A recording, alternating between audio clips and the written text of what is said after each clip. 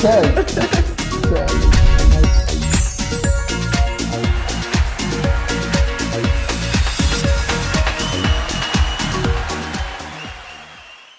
great one. You're welcome to another beautiful edition of your favorite show, Stand Up with Pat. This is the show where we celebrate your uniqueness, everything about you, your life, your career, your business, and your lifestyle, and more, of course. And today on the show, I have with me a resource person who is going to educate us and let us know what it entails to really, manage a business, really talk about human resource and employment, and of course, work-life balance in Nigeria today. Let's go on a short break. When I come back, I will let you in on our guests.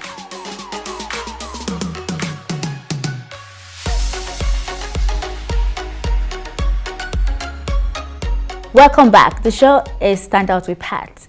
And today we are looking into the world of human resource, work and family life balance, and of course, employment situation in Nigeria.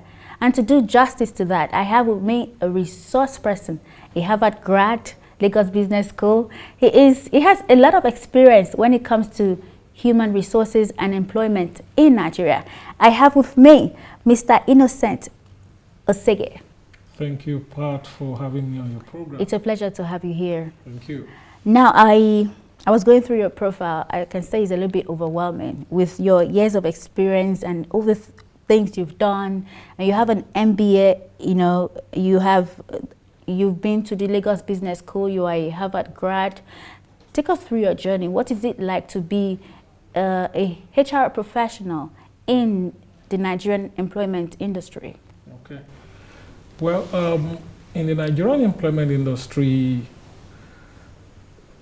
Nigeria right now is a complex environment because you have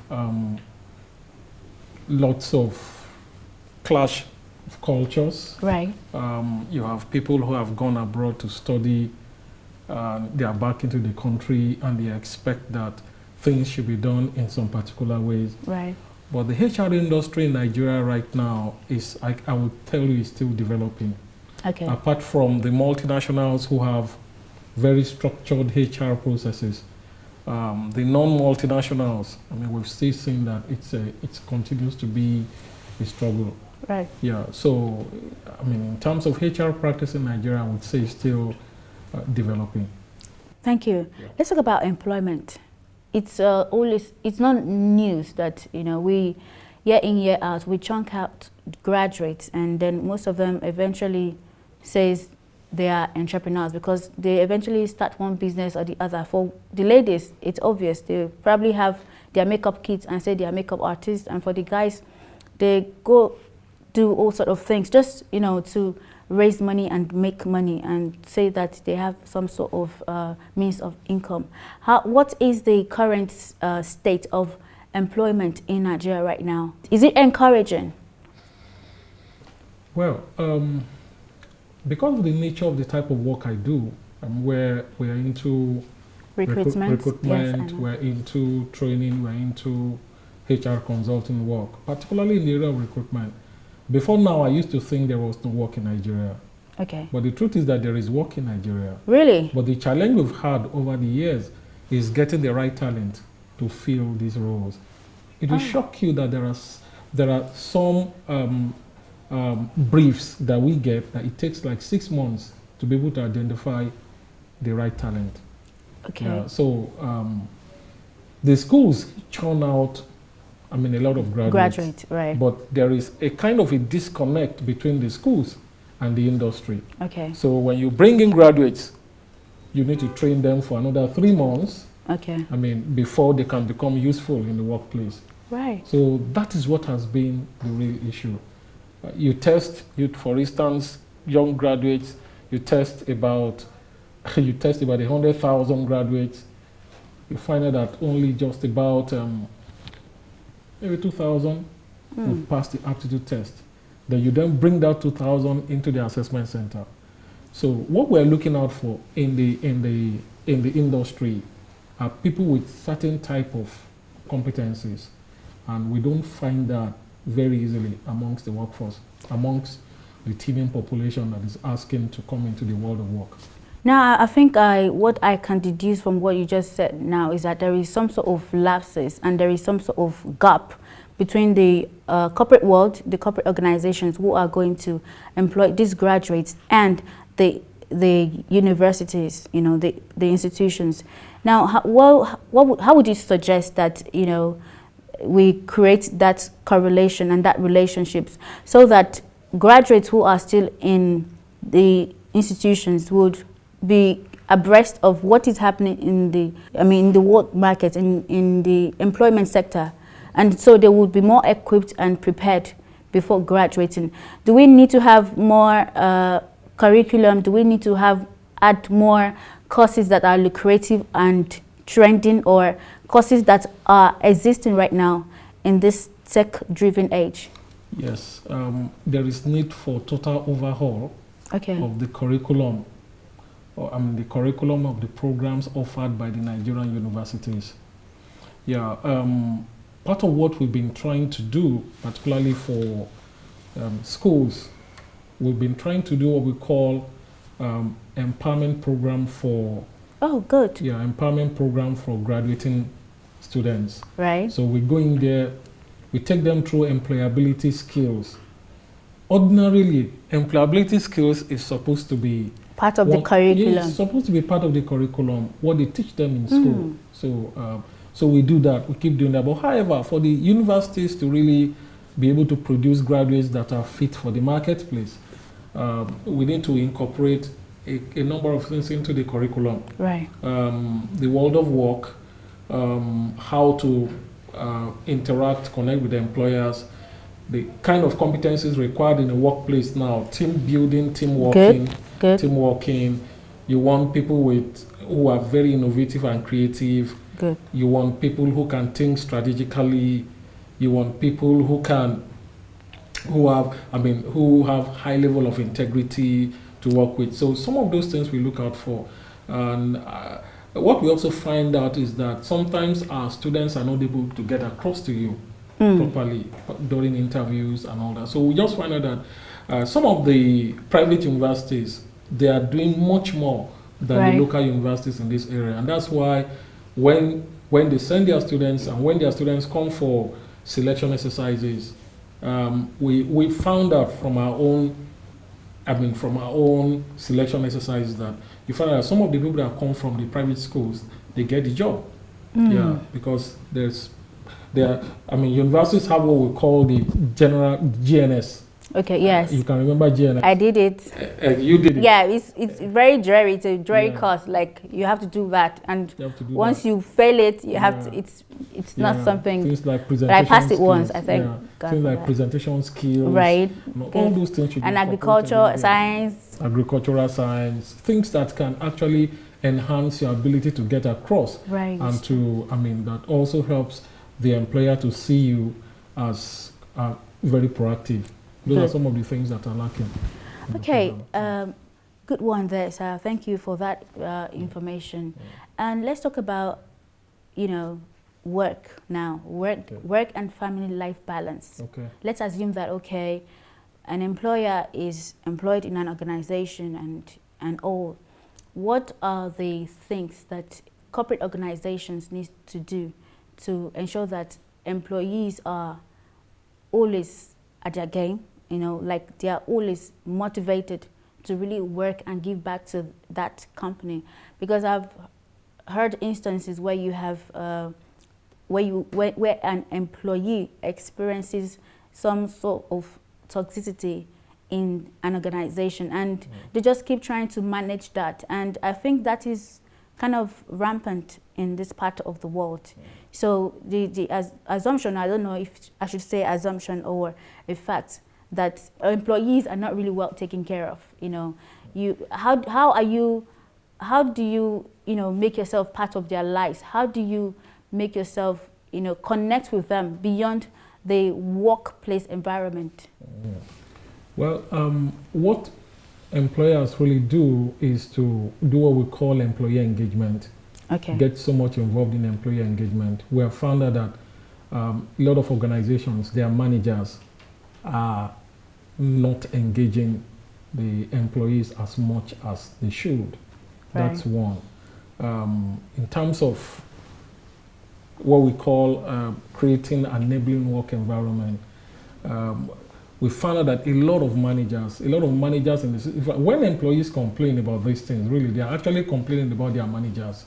Right, of course. So we found out that a lot of managers, a lot of supervisors are not trained on people's skills. People's skills. Yeah, so they are actually managing people by native intelligence, usually. And the truth is this, there is always a how to doing everything in life. You don't have it, you don't have it. So we found out that in organizations where, for instance, the supervisors and the managers have gone through people management skills, they are able to manage their, workers very well. They are able to connect with them. They are able to engage them. Yeah. You talked about the need to have work-life balance. The truth is this, if a manager is emotionally intelligent, personally, if he's emotionally intelligent, there is, the likelihood of the people working with him to be able to have work-life balance is very high. Because he's able to feel their emotions. He's able to connect with them. He's able to, respect his own emotions and respect the emotions of others, and then be able to connect both together for the productivity of the organization. So we see that more of that. Training for the managers is key if you want to be able to have an environment that is not toxic. But then the organizations too must put in place a system that helps to quickly identify toxic managers. And you take them through counseling session. If that doesn't work, more often than not, you must take them out. But the issue about toxic managers is that in most organizations, the managers that you refer to as toxic, they're actually the people who are high performers. Yeah, so the organization. So they are afraid to chunk them out because they are very useful. They are afraid to take them out. But for organizations that run very well, for instance, if you look at General Electric, now for General Electric, if you don't, the G's, when Jack Welch was still, very, very visible in there, and I think they still do that today. If you don't role model their leadership competencies as a manager, whether you are the one that is bringing in all the money, they would ask you to leave. Why? Because people are the greatest asset of any organization. Very, very. Yeah. For every person that leaves the organization, he's going away with so many things. Your trade secret is gone. And you also, the amount of money you spend in recruiting, the amount of effort that goes in is quite expensive. So all that investment is gone. I think I quite connect with that. It was Richard Branson who said, take care of the employees, and then the employees will take care of the clients. That's true. Good. So let's talk about balance now. We need to balance this. Now, we've talked about what the employers need to do for the employees to have a good work-life balance. Now, let's assume that an employee is enjoying all the benefits that an employer needs to give. What are the things that the employees also need to give to show that, yes, I am a part of this company supports me? What are my responsibilities to this company? Okay, for every employee, one of the biggest, responsibility is loyalty. Good. Loyalty to the organization, high level of commitment to the organization, high level of productivity, personal productivity, and there's also what we call being able to also manage confidentiality so that you don't go and throw off the organization's trade secrets. Those are purely some of the things that the employees, their responsibilities to their employer. There are quite a number of them, but I believe that those four, loyalty, commitment, of course too, when an organization has also invested in training you, I personally don't think it is right for you to just walk away. Their employees just send them for very serious training. They come back and they just drop a letter that they are resigning. That's not fair. Yeah, and that's why a lot of organizations, particularly the local organizations, don't invest heavily. They don't invest too much in training. They just believe it's going to get the training and it's going to walk away. Because that's what they are exposed to. Because that's what they're exposed to. Beautiful one there, sir. Thank you so much. We'll come back to you again. We need to go on a short break. The show is Stand Out with Pat, and we're talking human resource, employment situation in Nigeria, and of course, work and family life balance. Stay tuned.